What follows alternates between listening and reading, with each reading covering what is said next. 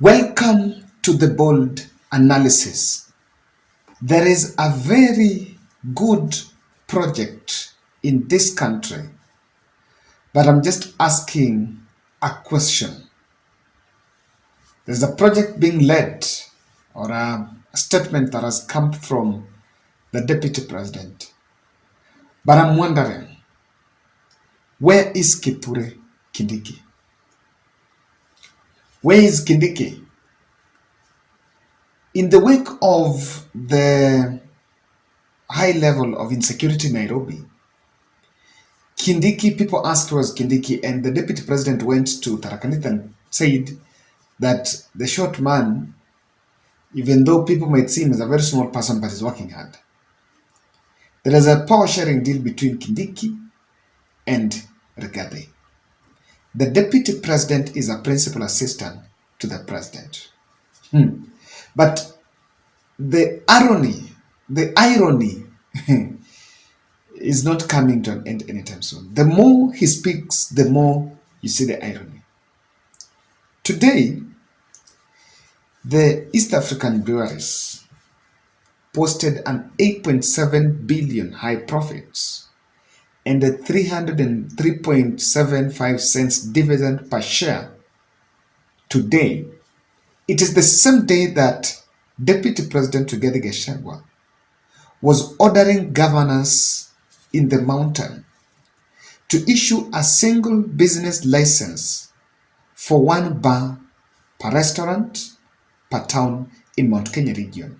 According to him, that is a way of saving youth that is soaked in alcoholism. When Sakaja tried to close the bars and restaurants in Nairobi, in a move that was seen to control noise, especially in the residential areas, the same man here bashed Sakaja because Sakaja was killing Kikuyu businesses. Today, the same thing about the license. He's talking about it in Mount Kenya. You can see the way things are moving.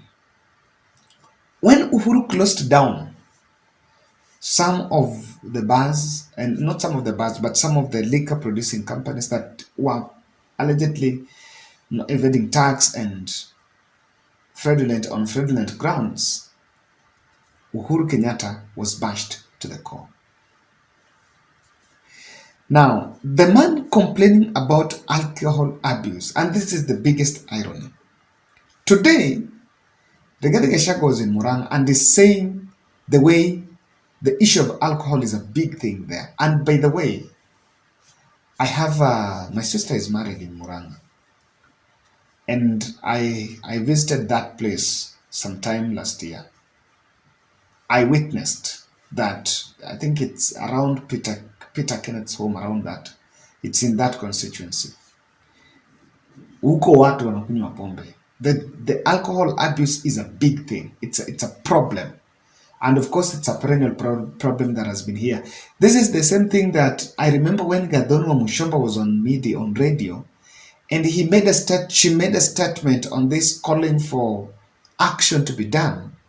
The next day, she was arrested and charged that she was inciting the public. I don't know. And Uhuru Kenyatta had to come for her aid. I remember. Uhuru kamwambia yenyewe hata mimi nataka ifanyike. But because aliongelea, alienda akashikwa. Na Uhuru akaenda akamtoa. Now, I was saying, during the campaign trail, I remember it was in Meru. The Rigathi was telling the youth in the Mount Kenya, he was telling the police that when Kenya Kwanza will get power, we will increase your salary so that when you're working in the evening, you find drunkards, you can escort drunkards home so that they can enjoy time with their spouses and don't solicit for funds. By that time, when I listened and when he was talking about that, I remember. By that time, the alcoholism was not a problem. So police She'll just get salary and escort people home. And you know what was like? you know, it was not a problem. But I remember to mothers, to people who have people who spouses who are drunkards and they cannot attend to family responsibilities. How are they really feeling about it? A more interesting dig is this: that some of the people in that industry, I don't know that the problem is about bus. The problem of alcoholism, is it about availability of the bars and the restaurants or availability of the liquor? Or better still, is it about the availability? And are we going to fix the alcohol and drug abuse through policing? Remember, this is a behavioral consumption, and that's why it has the level of addiction. This is a behavioral consumption, and I doubt whether policing is going to serve, is going to curb it. Remember, even Uhuru Kenyatta tried. Not even Uhuru Kenyatta, hata usiende mbali, hapa Kiambu, baba yao, when he was the governor, he tried. Na alikuwa anaenda akimwaga pombe, illicit liquor, kina mama hapa na pale. When they came out, they were complaining. But I tell you, it was the county had to spend money to send people to rehabilitation. Because otherwise, these young people are going to die. We also need to profile in terms of drug abuse. I saw the deputy president asking the chiefs to have a crackdown, run terror on women and on the people who are doing the traditional liquor. This is a matter that is normally very sensitive for me because the person who I was brought up by this. Yes. So my place, we used to do changa. So in changa, I went to primary school, secondary school, college through changa. And I believe that not everything is wrong about it. This is an industry, a sector that has been demonized for long, but it's a household, by the way. It's a source of household income for quite some families. But that is true, there are also rogue elements. What I don't know, and I wonder, is whether these chiefs are going to run terror in this, then what is going to be the alternative? I may not want to comment more because I'll be more defensive talking about my background in that. Question. This is my dig. Gachagua is ordering chiefs, is giving orders to the National Police Service, is ordering everyone to do everything. And again, harshly it is, or selfishly it is in the context of Mount Kenya. So are there orders, as a deputy president, are there orders that you can give? No. We have NPS, that is an independent body, and even though it's under the Ministry of Interior, in this event, Rigathi was himself. He was not with Kindiki. Why is he not talking about, I have spoken to Kindiki? Well, we are not seeing that hierarchy. What has happened? Where is Kindiki? Where is Kindiki? Where is Kindiki? And I ask because even in Kerio Valley, the bandits are still killing the children there. While the president was there with all sorts of threats and saying that this temporarily it will not be threats, it will be business as usual. But immediately they flee out of that place, the bandits are running terror on villagers in the Kerio Valley. The deputy president is giving orders everywhere. I don't know. And I wonder, because the alcohol and drug abuse is, because it's a behavioral, why don't they try to tweak with the demand curve? You just call David D, overtax the product so that the consumption will go down. When the price is high, kidogo, it will slow down. And kunyang'anya licenses means they can move those businesses to other places. And the more you deny them the license, the more they are going to do it now behind corridors. Yeah, they will not get license. Mtu atakuwa na stock yake aenda uze katikati ya. They're going to do it in a very queer manner. And I wish someone just plays with the demand curve so that the supply goes down, and that will take down the consumption. As you do that, you must offer alternative to these people. Some of them are jobless. So what they're going to do, or even rehabilitation, they must be kept busy to some extent. So I'd say this needs a holistic approach. This needs a social behavior change.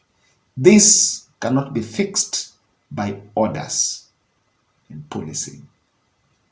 This needs to be, people need to sit down and they look at it holistically. So the absence of Kindiki is telling. And I'm just looking at it in some aspects. The fact that Deputy President is giving orders on areas that are supposed to be under Kindiki portray Kindiki as a man that is subdued or a failed CS. Could that be? And you may understand because the Deputy President is taking some, or is he taking some special roles as because he's someone who grew from the provincial administration sector. So he was a DO. So he understands that area of operation. Then is he working with Kindiki? And could it be Sten is also feeling like, I need to do this because I was here, I understand better, and Kindiki is the CS, but he does not understand because he doesn't have a background on this. Could that be? And is Kindiki comfortable with it? But I'm still asking, where is Kindiki? There are two indications you can see here. Rigathi can't stop talking and is looking for populist roles. I can tell you, on coffee and tea reforms, there is more talking. And I think there is talking daily. When the DP knows that there is an event in somewhere in Mount Kenya where there is supposed to be the talking, it's going to be done. Talk about tea, coffee, yeah. Even this one is more of the talking so that I've seen I'm doing something. The other reason is political relevance during Ruto reign, and he wants to outshine everyone, that's the art of politics, so that when it comes time, you don't need introduction. You seem as a man who is taking everything.